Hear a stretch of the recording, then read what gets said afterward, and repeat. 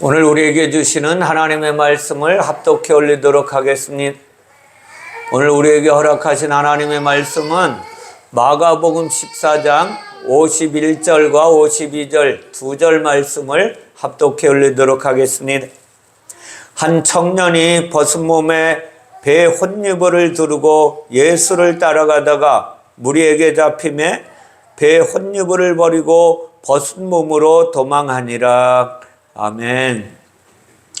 오늘 말씀을 중심으로 벗은 몸으로 도망한 청년이라는 제목으로 하나님의 교훈을 함께 나누길 원합니다. 아마 이 땅에 목회자들이 많이 있지만 오늘 본문을 가지고 설교하기가 정말 난처할 것 같아요. 오늘 본문의 말씀은 예수께서 잡히시던 날 밤에 일어난 일들 중에 하나인데 그 하나를 오늘 성경에 기록해 놓았어요. 예수님은 이제 로마 병정에 의해서 잡히셨고 제자들은 하나같이 주님의 곁을 떠나버리고 말았습니다. 제자들이 모두 도망한 끝에 오늘 말씀이 등장합니다. 청년의 도망한 사건이 이어지는 이 사실이 모든 말씀이 우리에게 의문으로 다가갈 수밖에 없어요. 갑자기 등장한 청년이 우리에게 낯설 수밖에 없습니다. 그리고 청년의 행동은 더욱더 의아할 수밖에 없습니다. 그가 왜 하필이면 배 혼유부를 두르고 다녔을까? 그 배 혼유부는 도대체 무엇을 우리에게 가르쳐 주는 것인가? 그냥 생각해 봐도 우리가 하나님의 의도를 바르게 알기는 쉽지 않아요. 그리고 또 벗은 몸으로 도망했다는 것은 우리에게 무엇을 가르쳐 주려고 이것을 성경에 우리에게 교훈하고 계신지 우리는 하나님의 도움이 아니면 하나님의 의도를 알아갈 수 없게 되어 있습니다. 이 오늘 우리가 읽었던 두 구절 자체 안에서 하나님께서 무엇을 우리에게 교훈하시려고 이 말씀을 우리에게 허락하셨는지를 잘 기억하셔야 됩니다. 그리고 이 말씀을 통해서 하나님이 무엇을 우리에게 명령하시는 것인지 깨달아 알아야만 합니다. 원어로 청년이라는 단어를 보면 무리라고 번역되어 있습니다. 청년이 무리에게 잡힌 사건을 오늘 기록해 놓았는데 청년이 무리라는 하나님의 의도를 보면 이 청년을 붙잡은 사람들, 그 무리들도 청년이라는 것입니다. 예수님을 잡으러 온 무리들을 오늘 본문에는 청년들이라고 기록해 놓았던 것입니다. 한 청년은 누구이고 그 청년을 잡으러 온 청년들은 그러면 누구를 가리키는 것이냐? 이런 의문들을 해결하기 위해서는 우리가 오늘 청년이라는 것과 혼유불이라는 것을 영적으로 깨달아야만 합니다. 혼유불이라는 단어를 번역한 것은 다분히 우리나라 정서적으로 맞지 않아요. 근데 원어에 보면 원어에 신돈이라는 언어로 기록되어 있어요. 이것은 무엇이냐? 고온삼배다라는 뜻을 가리킵니다. 고온삼배. 이 단어는 복음서에만 사용되고 오늘 복음서 외에 어디에도 사용된 구절이 없어요. 예수님의 시체를 싼 삼배로 오늘 말씀을 제외하면 거기에만 등장하는 거예요. 아리마대 사람 요셉이 예수님의 시체를 가져다 고운 삼배로 싸서 돌무덤 안에 두었다고 성경은 우리에게 교훈해 주고 있습니다. 그러므로 고운 삼배는 무엇과 관련되어 있어요? 죽음과 관련되어 있는 것이다 라는 것을 가르쳐 주는 거예요. 예수님께서 부활하셨을 때에 마리아와 몇 명이 가서, 그리고 베드로도 가서 들여다보았을 때에 예수님이 부활하시고 나서 그곳에 갔을 때에, 돌무덤에 갔을 때에 예수님을 쌌던 삼배옷이 개켜 있었다라고 성경을 통해서 우리에게 교훈해 주고 있습니다. 그러나 시체인 예수 그리스도는 없어졌어요. 그래서 삼배는 무엇을 가르쳐 주느냐? 죽음과 부활을 가르쳐 주고 있습니다. 여기에 상관이 있다는 거예요. 삼배는 그러므로 죽음과 부활을 우리에게 가르쳐 주고 있는 이야기다라는 거예요. 삼배를 통해서 죽음과 부활을 가르쳐 준다는 거예요. 그렇다고 삼배를 너무 단순하게만 모아서도 안 되는 거예요. 구약에 보면 삼배는 누가 입었느냐 하면 성막 안에서 주로 등장하는 옷이에요. 제사장들은 성막의 뜰에서 동물을 죽여 제사를 드릴 때, 제사장들이 동물을 죽일 때 입는 옷이 무엇이냐? 삼배옷이에요. 그런데 이때 입는 삼배옷은 고운 삼배옷이 아니라 거친 삼배옷입니다. 우리나라로 말하면 옛날에 장례식 때 자녀들이, 상주들이 입었던 옷과 같다는 거예요. 근데 오늘 지금 마가복음에서 말하는 삼배는 아주 고운 삼배라고 말씀하고 있습니다. 이것은 무엇을 가리키냐 하면 탈색된 삼배옷이다라는 거예요. 이 옷에 대해서 절정으로 우리에게 교훈해 주시는 건 예수님의 변화산상 사건입니다. 마태복음 17장 2절에 보면 예수님이 변화산상에 제자들을 3명 데리고 올라가셔서 기도하실 때에 그들 앞에서 변형되셨다라고 말씀하고 있습니다. 그리고 그 얼굴이 해같이 빛나고 옷이 빛과 같이 휘어졌다고 우리에게 교훈해 주고 있습니다.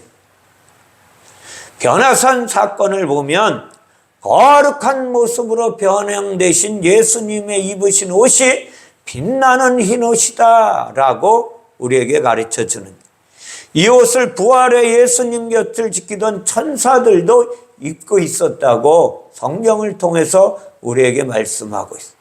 승천하시는 예수님 곁에 있었던 두 사람이 입었던 옷도 같은 옷입니다.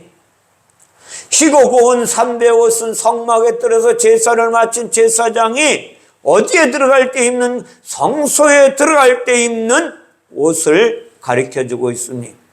성막의 뜰은 누렇고 거친 옷이지만 성막의 성소와 지성소에 들어갈 때는 희고 고운 베옷을 입고 들어가는 것입니다. 누렇고 거친 베옷이 무엇을 가르쳐 주느냐? 죽음을 가르쳐 주는 것이고, 흰옷은 부활과 생명을 가르쳐 줍니다. 부활의 생명을 가르쳐 주고 있다는 것입니다. 오늘 청년은 벗은 몸에 혼이불을 거치고 있다고 우리나라 성경에는 이야기하고 있지만 사실은 원어에 보면 베옷을 거치고 있었다라는 이야기예요. 근데 이 베옷은 베옷이지만 어떤 베옷일까요? 거친 베옷을 입고 있었던 것입니다. 이것을 우리에게 가르쳐 주는 거예요. 우리가 상상하기에는 이해가 되지 않는 부분입니다. 우리 중 아주 특별한 경우가 아니라면 벗은 몸에 이불을 걸치고 다니는 사람이 아주 없을 것입니다. 그것이 베옷일지라도 우리나라 정서에는 몸에 베옷을, 벗은 몸에 베옷을 입는 경우는 없어요. 언제만 벗은 몸에 베옷을 입히냐? 죽었을 때. 그죠? 우리나라 정서에 보면 사람이 죽으면 빨개 벗겨놓고 거기다 베옷을 입혔어요. 우리나라 정서를 보면은요, 성경과 비슷한 사건이 너무나 많다는 거예요. 근데 모르고 했죠, 우리나라 사람들은. 여전히 이해가 쉽게 되지 않는 부분도 있어요. 이게 벗은 몸이라는 거예요, 벗은 몸. 근데 이것을 보면 어디서 이야기가 나오냐면 욥기서에 가면 욥이 다음과 같이 나는 벗은 몸으로 알몸으로 모태에서 나왔다라고 고백합니다. 그러니까 벗은 몸은 육체를 가리키는 거예요. 아무것도 걸치지 않은 몸은 영이 육체를 입고 있다는 사실을 가르쳐 주는 것입니다.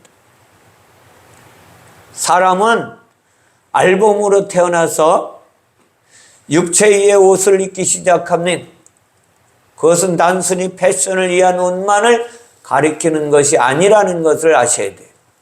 사람이 입는 옷은 패션의 옷뿐만 아니라 각종 의미를 담고 있다는 것입니다. 어디에? 옷에. 명예의 옷도 있고 사상과 종교의 옷도 있어요. 청년이 입은 옷은 삼배의 옷이고 그 옷은 무엇을 가리키느냐 하면 율법과 복음의 경계선에 이 사람이 있다는 거예요. 성막의 뜰과 성소를 이어주는 그런 옷을 입고 있다는 것입니다.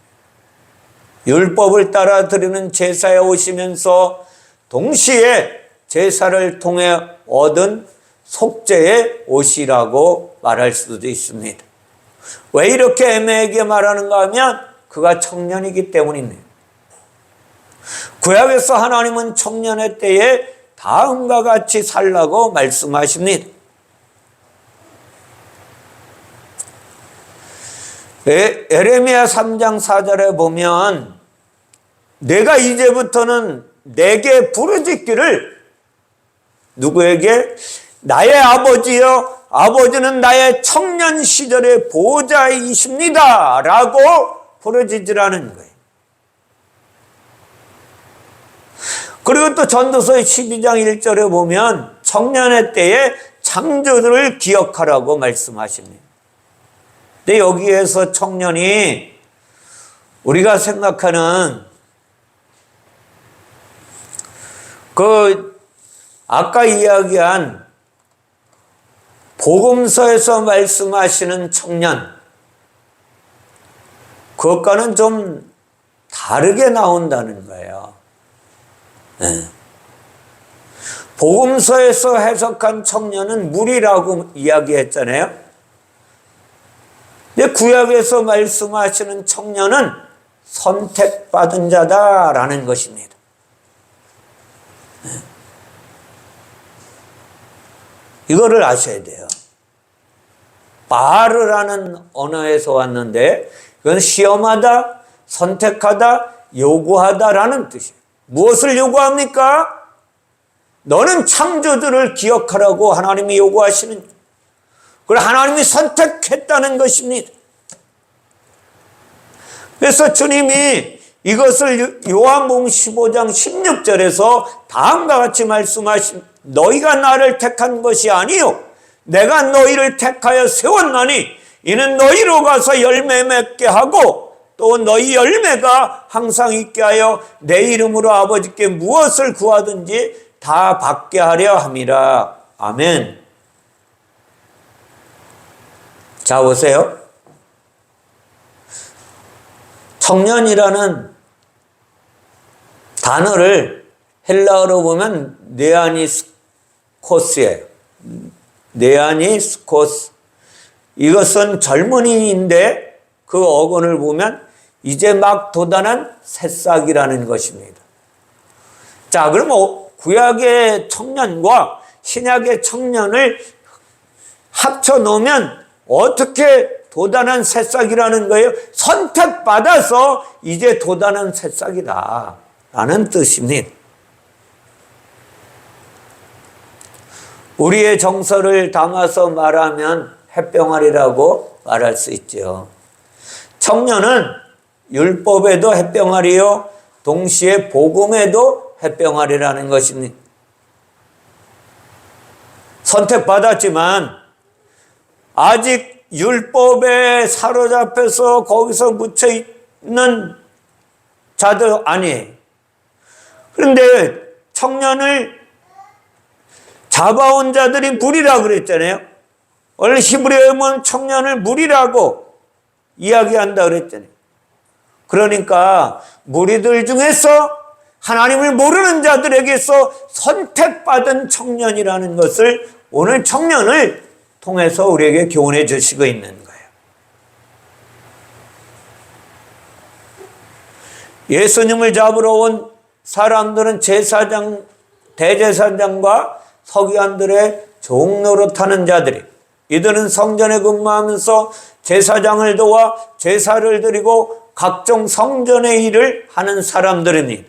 노래하는 자들도 있고 성전을 지키는 자들도 있습니다. 제물을 위해 동물을 죽이는 자들도 있고 백성들이 가져온 헌물을 관리하는 자들도 있다는 것입니다. 성전세를 걷는 사람도 있고 백성들에게 흠없는 소나 양을 매매하는 자들도 있습니다. 성전에서 일하는 그 모든 사람들을 통틀어서 청년이라 오늘 본문을 통해서 가르쳐 주시는 거예요. 이들은 율법을 따라 진행되는 율법의 의미를 깨닫기 시작합니다. 아직 온전히는 모를지라도 율법이 말하는 바가 제사와 제물이 아니라 이것이 복음을 가르쳐주는 것 같은 생각이 드는 거예요. 하나님 앞에 선택받아서 일하다 보니까 이것을 깨닫게 되는 거예요. 그때에 그들이 예수님을 잡으러 왔다는 것입니다. 예수님은 잡히셨고 그 상황에 대해 예수께서 하신 말씀을 마가는 다음과 같이 기록해 놓고 있어요. 마가복음 14장 49절에서 내가 날마다 너희와 함께 어디에? 성전에 있으면서 가르쳤으되 너희가 나를 잡지 아니하였도다. 그러나 이는 성경을 이루려 함이니라 하시더라. 아멘. 예수님은 날마다 성전에서 가르치신다. 그 성전에서 건물 성전에서 가르치시던 비유예요. 이제는 우리의 마음밭에 오셔서 가르치시는 하나님이라는 것입니다. 율법은 죄와 사망의 법입니다. 죄를 해결하지 못하면 사망으로 끝나는 것이에요. 죄를 해결하려면 어떻게 해야 돼요? 자아가 죽어야만 됩니다. 근데 자아가 죽는 자가 누가 있어요? 아무도 없죠. 하나님의 은혜가 아니면, 하나님의 축복이 아니면 자신의 자아를 십자가에 못 박을 자 아무도 없다는 것입니다. 그러한 제사가 그런데 이 청년에게 필요했던 것입니다. 그리고 저와 여러분들 모두에게도 필요한 것입니다. 그 제사는 말 못하는 동물 제사가 아니라 하나님의 어린 양으로 드려주는 제사를 가리키는 것입니다. 예수님은 하나님의 어린 양으로 이 땅에 오셨습니다.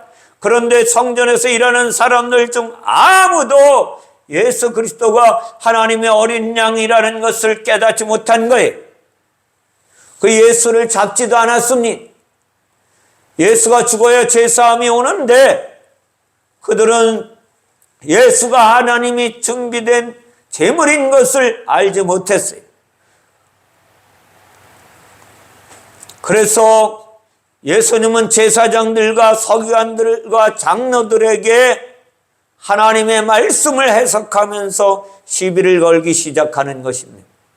예수님이 성경에서 왜 그렇게 제사장들과 서기관과 바리새인들과 싸웠느냐? 바로 이것 때문입니다.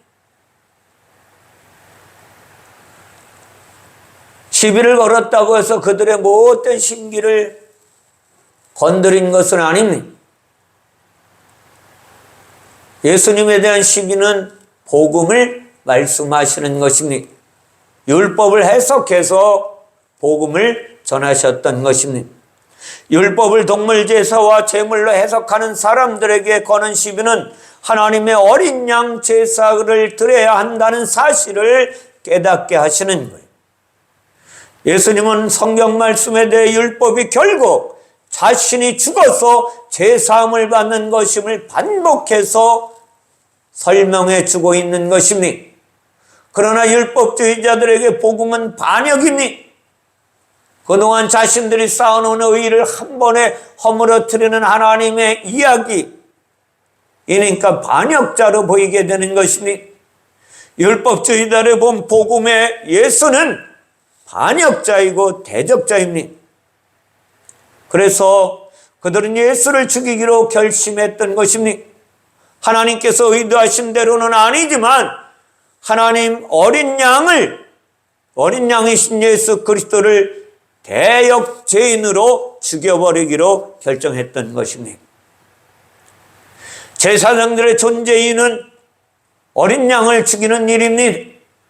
그들은 성전에서 일하던 종들에게 예수를 잡아오라고 명령했습니다. 예수님은 자신을 잡으러 온 종들에게 대항해 본 적이 없어요. 도망하지도 않으셨습니다. 칼을 빼어 휘두르며 반항하는 베드로를 저지시키고 그를 그렇게 하지 말라고 교훈하셨습니다. 율법적인 문제로 성전에 끌려오는 대부분의 사람들은 반항하거나 도망하거나 순순히 끌려오는 법이 없었는데 이 예수 그리스도만 끌려와서도 변명을 늘여놓지 않습니다. 그런데 오늘 예수님이 무엇을 하는 거예요? 오히려 순순히 그들의 명령에 따르고 그 상황에 대해서 이 일이 내가 다 하나님의 말씀을 이루는 사건이다 라고 말씀하시고 그분은 돌아가셨어요. 예수께서 제자들에 끌려와 죽은 것이 우연한 일이 아니라는 것입니다. 어쩌다 보면 그렇게 된 것이 아니라 성경에 미리 기록된 것을 정확하게 하나님이 하나님의 약속을 이루시는 사건이었어요.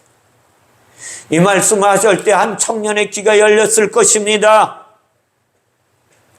그 약속의 말씀은 이사야 53장 7절에서 다음과 같이 말씀하십니다. 그가 곤욕을 당하여 괴로울 때에도 그의 입을 열지 아니하였으며 마치 도수장으로 끌려가는 어린 양, 털 깎는 자 앞에서 잠잠한 양같이 그의 입을 열지 아니하였도다. 예수님이 하시는 행동을 보니까 이분이 어린 양일 것이다 라는 생각이 이 청년을 사로잡았을 것입니다. 그의 마음에 뜨겁기 시작했을 것입니다. 그 청년은 주체할 수 없어서 다른 청년들에게 말했을 것입니다. 누구처럼요? 침례 요한처럼 하나님이 어린 양이다. 우리가 붙잡은 저 예수가 율법이 말한 바 하나님의 어린 양이다고 그는 소리쳤을 것입니다. 그러자 그 청년들이 이제 이 청년을 붙잡는 거예요.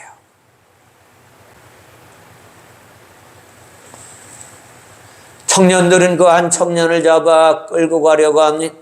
헛소리 말고 이 청년도 예수 앞으로 끌고 가자. 그러나 복음의 귀가 열려있는 이 청년은 그럴 수가 없어요.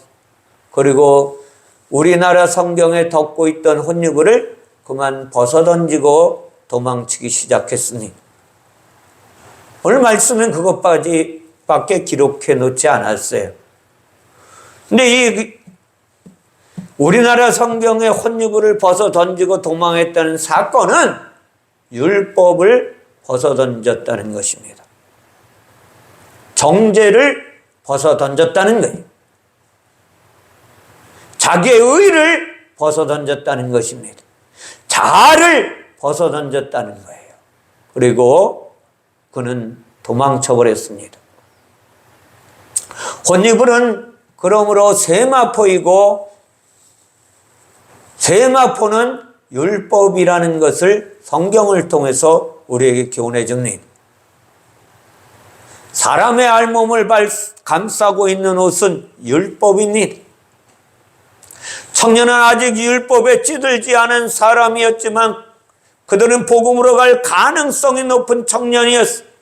그 청년들 중 한 명이 예수께 선택받아서 복음의 예수를 발견하고 복음을 본 사람은 더 이상 율법으로 돌아가지 않고 도망쳐버리는 거예요. 저와 여러분들은 오늘 무엇을 도망쳐서 여기까지 왔는지를 기억하셔야만 됩니다. 세상의 명예, 세상의 물질, 세상의 권세를 벗어던지고 주님 앞에 예배하는 자로 와야 된다는 것입니다. 오늘 주님은 이것을 우리에게 교훈해 주시는 거예요.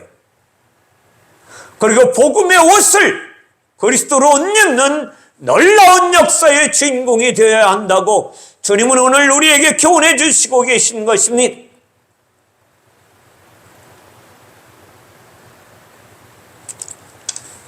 사랑하는 성도 여러분, 육체의 예수도 거룩한 하나님이 되려고 육체의 옷을 벗어버렸습니다. 알몸이 되어서 십자가에 못 박히셨다는 사건을 기억하셔야만 됩니다. 성막에 들어서 제물로 드려지는 동문들의 가죽이 벗겨지는 것입니다. 아담과 하와는 부끄럽지 않았습니다. 아담과 하와는 에덴 동산에 있을 때에 하나님이 그를 선택하여 영을 만들어서 에덴 동산에 넣어놨을 때에 그들은 벗었어도 부끄럽지 않고 살았다는 것입니다. 이것을 기억하셔야만 됩니다. 하나님 앞에서 우리는 벌거벗은 자가 되어야 한다는 것입니다. 제가 구리에 있을 때 모든 성도들에게 설교할 때마다 우리의 신앙의 옷을 치장하지 말아야 된다고 수없이 말씀드린 거 기억하실 것입니다. 우리는 신앙의 옷을 치장하지 말고 내 신앙 그 상태 그대로 가지고 주님 앞에 나와야 한다고 수없이 말씀드렸어요. 우리가 입었던 우리의 의와 우리의 죄의 옷이 오늘 온전히 벗겨지는 시간이 되어야만 합니다.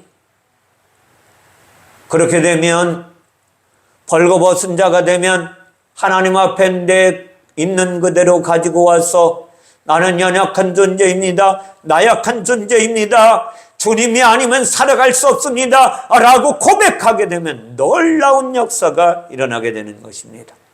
그러한 자는요, 구약에 보면 뭐라고 말하면 민수기 35장 11절에 보면 너희를 위하여 성읍을 도피성으로 정하여 부지 중에 살인하는 자가 그리로 피하게 하라 라고 말씀해 놓았어요. 사랑하는 성도 여러분,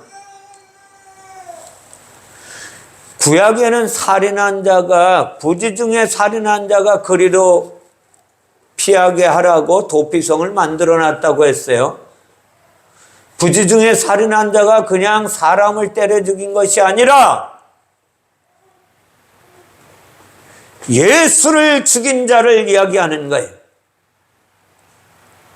우리는 예수를 그저 제사장이 죽였는가 보다, 아니 이스라엘 그 지도자들이 죽였구나 라고 생각만 해서는 안 된다는 거예요. 하나님이 나의 구세주인 것을 모르고 사는 것이 예수 죽인 거예요. 불신이 예수를 죽게 했다는 것입니다.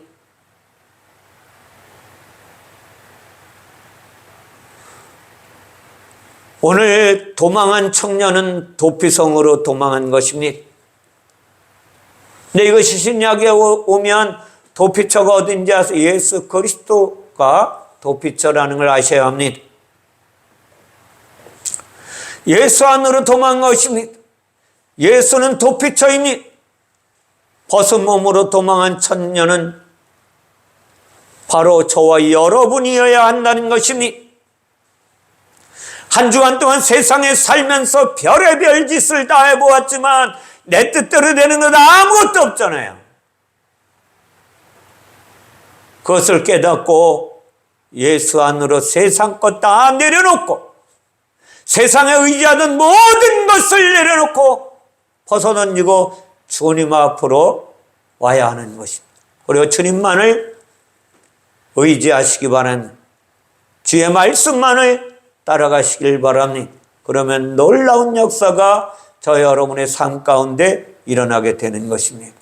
사랑하는 성도 여러분, 오늘 이 한 청년이 그저 청년들에게 무리들에게 붙잡혀 혼유부를 입고 있던 혼유부를 벗어던지고 도망한 아주 의아스러운 사건 속에 하나님은 우리를 선한 길로 인도하시겠다는 하나님의 교훈이 담겨져 있었던 것입니다.